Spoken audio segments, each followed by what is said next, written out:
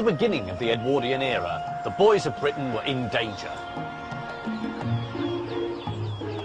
Unhealthy, unmotivated, and under bad influences.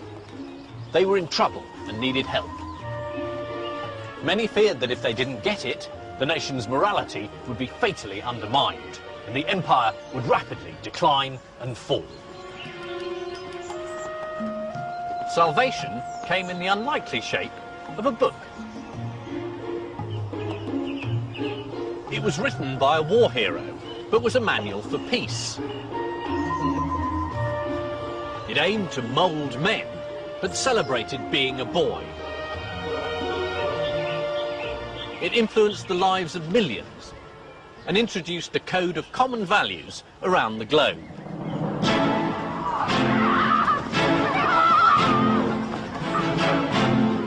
Its name was Scouting for Boys.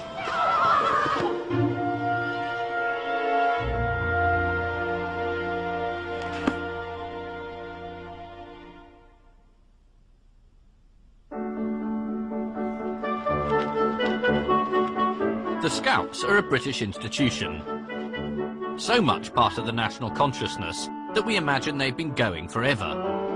But actually, Scouting didn't win over the nation's affections gradually. It was an overnight sensation. It all began in 1908 with a best-selling handbook. In the 20th century, only the Bible, the Quran and the thoughts of Chairman Mao sold more copies than Scouting for Boys. How to make buttons out of bootlaces. How to fly Britain's flag. The boy who apes the man by smoking will never be much good. The book is definitely not the expression of a systematic ideology. Instead, it's a ragbag of disparate ideas, held together only by the personality and experiences of one man, Scouting's maverick founder and Boer War hero, Robert Baden-Powell.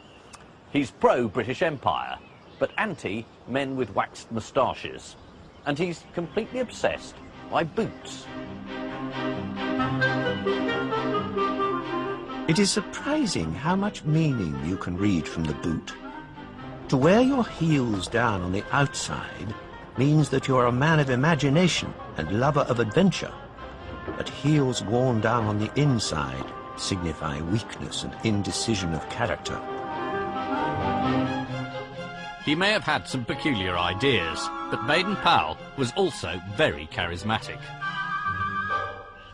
Hello, you boy in the corner there.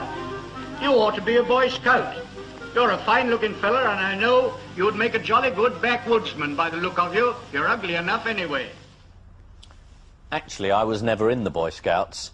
I think at that age I was probably too busy making jokes about Baden-Powell's Scouting for Boys. Is he? Naughty old Baden-Powell. Not realising that that wasn't a very new joke, and that it's always been easy to laugh at Baden-Powell and at the Scouts, and it's become something of a national tradition to do exactly that. But I found rereading Scouting for Boys, it is an extraordinary book. It's very radical, and it addresses all sorts of issues that we think of as modern. Citizenship, what to do with disaffected youth, social responsibility. But it's very eccentric, very Edwardian, and very English. And that's what appealed then, and that's what appeals to me now. To try and get the measure of the man behind the movement, I'm off to see the current Lord Baden-Powell.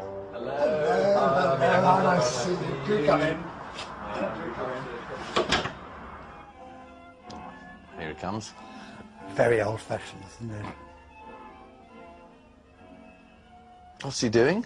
He's doing his daily exercises. I mean, there's no question he was quite a nutcase, really, in some ways. And throughout his life, he'd always got this thing that he had to keep himself up to scratch, as he called it. And he was quite preoccupied about personal health all the time. And you knew him? Well, Yes, I mean, I was a very little boy. Is that you? That's me at the age of 4.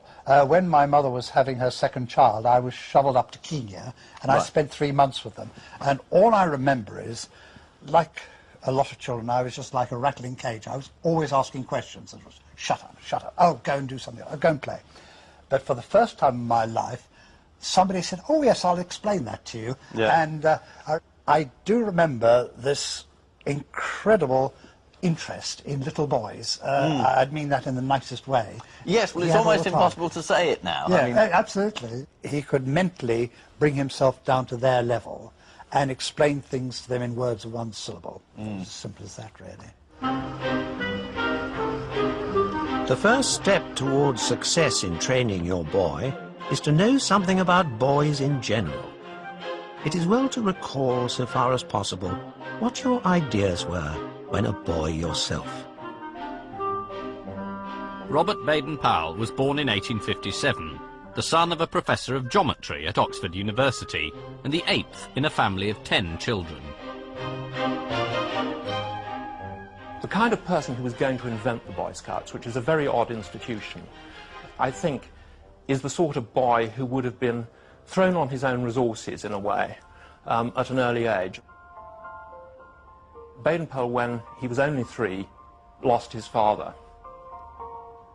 And he became obsessed with the idea of what was it that fathers say to boys that makes them manly later on.